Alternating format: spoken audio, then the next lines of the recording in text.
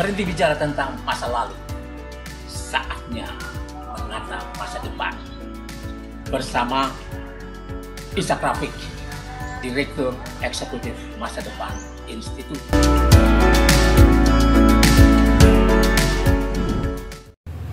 Assalamualaikum warahmatullahi wabarakatuh. Saudara-saudara sekalian, kita jumpa lagi. Anda bersama Ishak Rafiq, Direktur Eksekutif Masa Depan Institut. Kita punya topik menarik yang lagi hangat saat ini, yaitu utang. Berapa kita anggarkan dari APBN kita untuk bayar utang? Ini ada dua, ada utang pokok dan ada utang bunga utang. Nah, ini sesuatu yang sangat menentukan dalam kehidupan bernegara kita, karena utang akan menggerus pendapatan yang kadang-kadang bisa sangat besar. Saya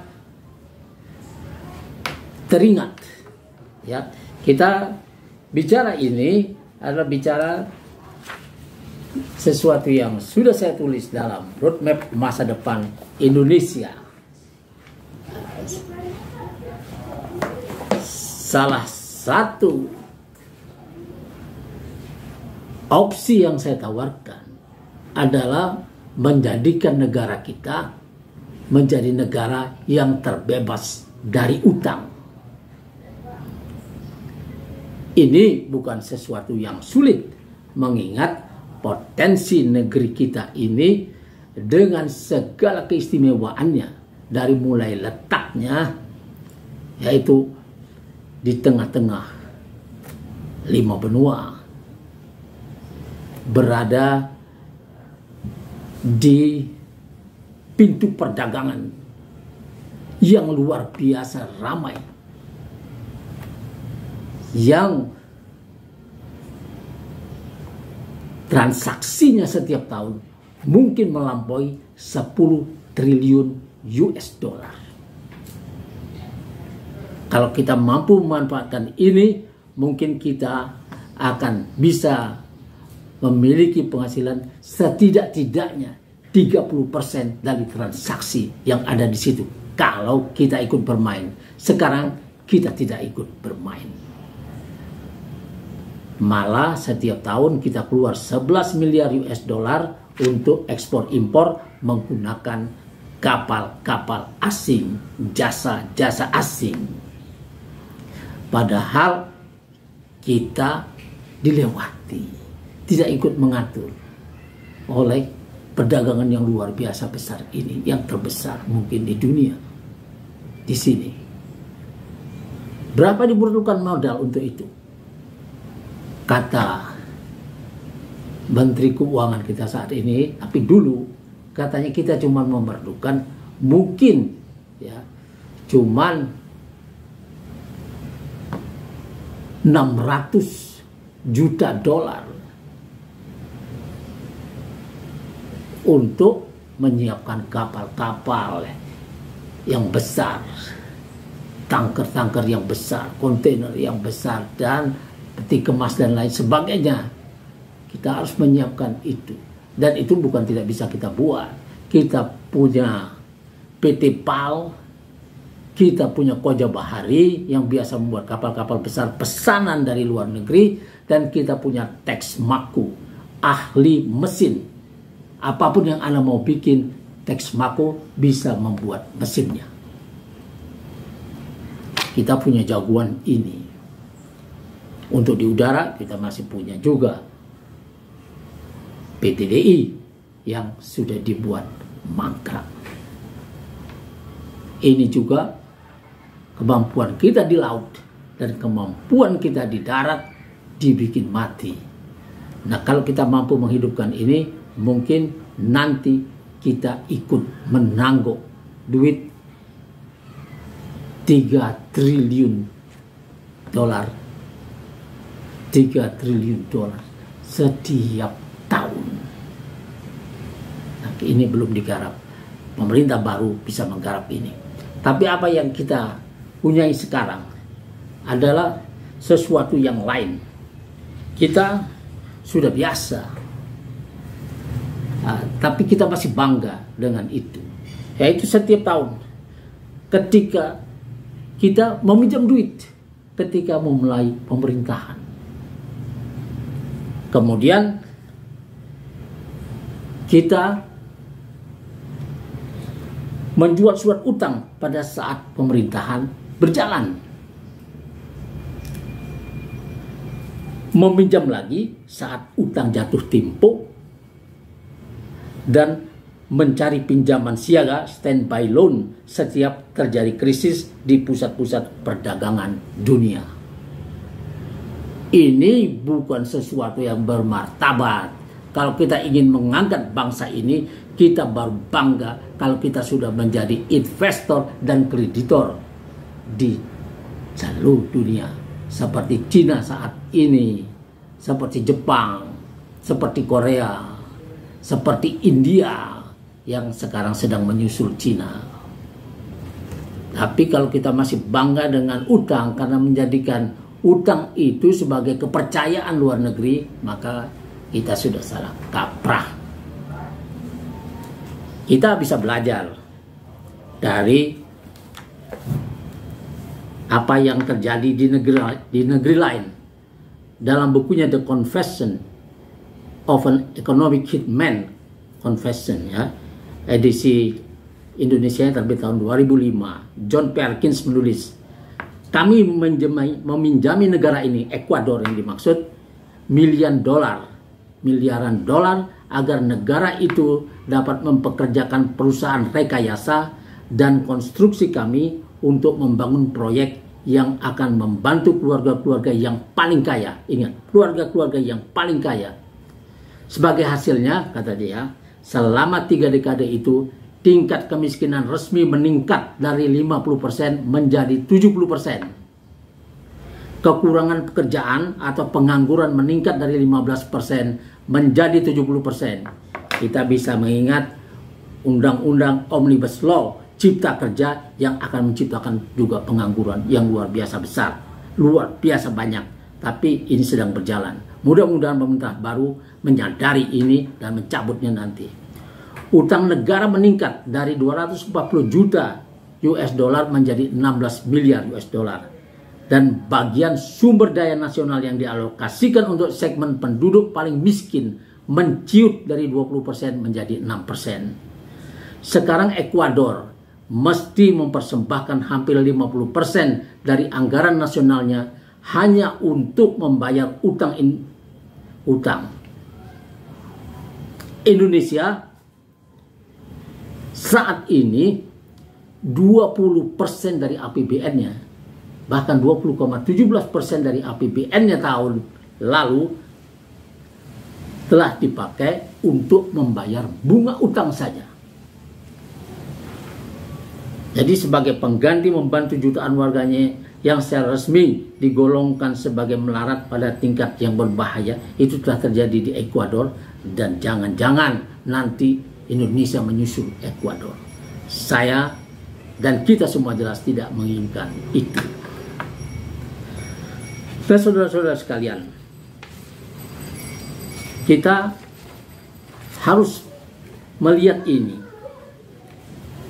ya, bahwa kita Indonesia seperti yang saya bilang tadi, ya, mengalami sesuatu yang mengerikan, sesuatu yang disebut sebagai kecemasan, bahwa kita tidak mampu melanjutkan, pemerintah tidak mampu melanjutkan pembangunan kalau tidak diberi utang. Ini bukan sesuatu yang baik. Ya, kita cemas, mengalami gangguan kecemasan dalam bahasa psikologinya.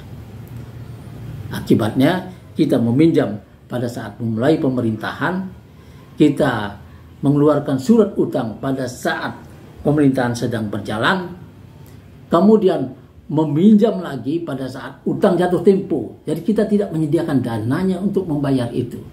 Lalu pada setiap berita tentang krisis yang bakal datang, kita sudah cemas dan mencari standby loan. Jadi utang siaga yang tidak boleh dipakai kalau tidak darurat. Tapi ada komitmen fee di situ, kita dikenakan bunga 1% dari utang yang belum kita pakai itu. Ini sangat mengerikan dan harus hati-hati pemerintah ke depan, tidak boleh melakukan hal seperti ini. Kita nampaknya ya tidak bertindak sebagai juragan. Kalau kita menghadapi kesulitan, maka ada dua cara menghadapinya. Cara pertama biasa dilakukan oleh petani gurem, tukang ojek, pemulung, nelayan gurem, dan lain sebagainya. Setiap datang krisis, setiap datang kesulitan, maka yang pertama mereka lakukan adalah mendatangi rentenir. Mereka akan meminjam. Kemudian setelah berjalan, dia akan mengurangi biaya rumah tangganya, akan mengurangi uang belanja anak-anaknya, transport anaknya yang dulunya bisa naik kendaraan umum disuruh jalan kaki saja, dan lain sebagainya. Ini cara mereka mengatasi kesulitan, dan ini bukan bermartabat. Tidak baik melakukan hal seperti ini. Tapi kalau seorang juragan, ada yang kedua. Seorang juragan berbeda dalam menghadapi kesulitan. Bila krisis datang, seorang juragan tidak panik mencari pinjaman baru, pinjaman lain-lain dan sebagainya, tidak. Tapi yang pertama dilakukannya adalah dia membuka buku besarnya. Pertama akan dilihat apakah ada piutang yang masih bisa ditagih. Ini seorang juragan melakukannya. Kedua, dia akan melihat apakah ada pembayaran yang masih kurang dari pihak ketiga yang bisa ditagih segera. Yang ketiga, apakah ada barang-barang dagangan yang dijual kelewat murah, padahal harga di pasaran sudah naik, yang ini dinaikkan. Yang keempat, apakah ada kesalahan bayar kepada pihak ketiga sehingga kita masuk ke dalam kondisi darurat berkepanjangan. Ini dinegosiasi, diminta balik kelebihan itu. Kelima, apakah ada utang yang bisa ditunda pembayarannya atau minta moratorium. Nah, saudara-saudara sekalian, kalau seorang juragan melakukan ini, maka dia tidak akan masuk ke dalam kesulitan. Setelah itu baru si juragan akan bertindak. Untuk kasus Indonesia misalnya, maka yang pertama akan dilakukan kalau pemerintah bertindak sebagai juragan, akan dilakukan penagihan terhadap royalti pada perusahaan-perusahaan batu bara besar, misalnya Bumi Resources, Adaro, dan lain-lain yang kurang bayar. Misalnya royalti 13,5% yang biasanya ketika jatuh tempo ditawar-tawar sehingga yang terbayar cuman 5,7 sampai 7%. Kekurangannya itu mesti ditagih pada saat krisis dikali sekian tahun. Dari pos ini mungkin pemerintah bisa mendapatkan sekitar 100 triliun tanpa utang baru. Ini. Lalu perusahaan tambang migas punya giliran. Setelah itu perusahaan tambang emas besar semacam Freeport, Newmont, dan lain-lain itu harus ditagih. Dihitung dengan benar royaltinya. Dan kalau royaltinya dianggap terlalu kecil, di situ kita mulai negosiasi baru. Tapi kita saat ini telah membeli konon kabarnya 51% saham Freeport dengan dana utang. Dan itu dengan nilai future. Jadi nanti tahun 2041 baru mulai dihitung. Dan ini tidak membuat kita sekarang menjadi kaya. Harus dilihat ulang oleh pemerintah baru nanti tahun 2024 ke depan. Atau pemerintah sekarang masih punya waktu 1 tahun untuk melakukan itu. Ini bisa diambil benchmark dari operasi mereka di negara lain. Ya, boleh disamakan. Selisih itu ditagih kali sekian tahun. Royalti 1%. Atau 2,75 atau 3,75% seperti ketentuan baru yang tak dikabulkan kuasa tambang mineral itu merupakan penghinaan. Pertama ini penghinaan terhadap kedaulatan Republik Indonesia. Untuk poin 2, ya, apakah ada pembayaran yang masih kurang dari pihak ketiga? Dan pihak ketiga yang bisa ditagih segera. Nah, ini di sini kita temukan daftar tagihan pembayaran frekuensi kepada stasiun-stasiun televisi selama misalnya 10 atau 20 tahun. Harus dilihat ulang. Pemerintah sekarang harus berani melakukan itu supaya kehidupan rakyat menjadi lebih enak. Juga pajak yang coba ditilep oleh perusahaan milik konglomerat Samsul Nur Salim yang masih buron dan dari Toyota Internasional. Pemerintah boleh mengerahkan auditor BPK untuk memastikan jumlah yang mesti mereka lunasi segera. Juga pajak dan iuran dari perusahaan-perusahaan HPH dan perkebunan. Ini tidak bisa dibiarkan. Dari pos ini saja mungkin Indonesia, ya, pemerintah bisa mendapatkan 50 triliun. Untuk poin ketiga, apakah ada barang-barang dagangan yang dijual kelewat murah, padahal harga di pasaran sudah naik? Maka di sini antara lain kita dapati penjualan gas kita ke Tiongkok.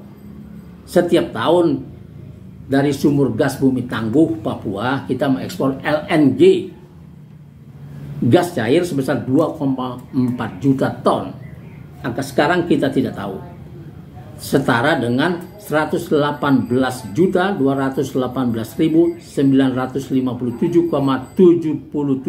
MMBTU di Tiongkok. Harganya seperti dikemukakan Kementerian Energi dan Sumber Daya Mineral dulu, ya, saya tidak tahu angka sekarang, 3,35 US dollar per MMBTU atau total 396 juta 33.509 dengan kurs saat ini 12.000 per US, ya, 39 juta US dollar 33.509. Cuma segitu kita dapat dengan kurs, ya, kurs saat itu 12.000. Sekarang kurs sudah melampaui 15.000. Maka pemasukan kita dari penjualan gas ke Tiongkok hanya sekitar 4,752 triliun. Padahal harga kepada bangsa sendiri ditetapkan 10 US dollar per MMBTU dan harga internasional sudah mencapai 15 US dollar per MMBTU. Itu tahun 2012 sampai 2014. Sekarang mungkin sudah melampaui itu, dan ini mesti ada negosiasi ulang sehingga kita bisa mendapatkan kekayaan dari situ. Sekarang belum. Artinya dari ekspor kita LNG kita ke Tiongkok, Indonesia harusnya memperoleh pemasukan sebesar 2,197 miliar US dollar dengan kurs sekarang 15.000, hampir 16.000 US dollar, ya, 16.000 rupiah per US dollar. Maka seharusnya kita bisa mendapatkan sangat besar. Dan selama ini kita dengan kurs yang selama ini dipakai dan angka yang kita dapat dari situ dengan harga segitu yang sangat kecil di bawah harga internasional, 5 kali di bawah harga internasional, kita telah mensubsidi rakyat Tiongkok 20 triliun lebih setiap tahun. Bangsa sendiri tidak boleh mendapatkan subsidi itu. Dan ini cara berpikir seperti ini harus dibalik. Rakyat sendiri yang harus mendapatkan subsidi, negara lain boleh gigit jari. Keempat, apakah ada kesalahan bayar kepada pihak ketiga sehingga kita masuk ke kondisi darurat berkepanjangan? Tentu pengembalian Inalum misalnya yang membuat kita harus keluar 7 triliun untuk pada saat pengembalian itu yang seharusnya gratis, itu harus ditagih kembali. Dan sekarang Inalum dengan mendapatkan 7 triliun waktu itu pada tahun 2013, dia bisa memiliki saham Inalum 30%. Setelah selama ini cuma menjadi penyewa. Yang seharusnya dilakukan adalah bukan membeli saham kita, membeli tambang kita sendiri, tapi seharusnya dilakukan audit lingkungan. Kalau terjadi kerusakan lingkungan, Inalum, konsorsium Jepang itu, yang hebat-hebat itu, yang selama dari tahun 1982 sampai tahun 2006 mengaku rugi terus, itu harus didenda. Tidak boleh seperti ini. Yang kelima, apakah ada utang yang bisa ditunda pembayarannya atau minta moratorium? Dalam kondisi darurat, pemerintah boleh melakukan ini. Tidak perlu mencari utangan baru untuk membayar utang. Minta saja penundaan. Atau mengurangi pembayaran. Misalnya, kalau saat ini kita membayar bunga utang tahun lalu 400,5 triliun. Kita membayar bunga utang saja. Sedangkan kalau digabung dengan utang pokoknya yang 200 sekian triliun, maka kita telah membayar utang saja dan bunga utang itu mencapai 600 triliun lebih. Ini terlalu besar.